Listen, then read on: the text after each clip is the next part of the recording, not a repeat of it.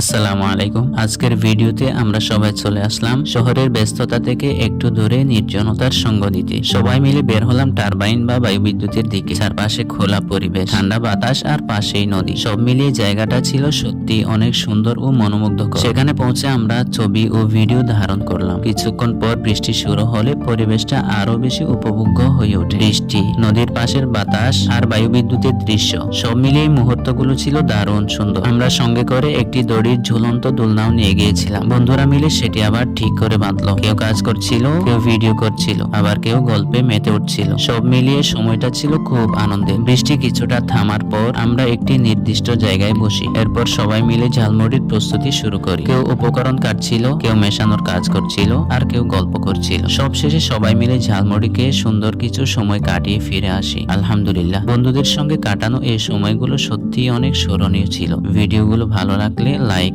Comment, share এবং subscribe করতে ভুলবেন না।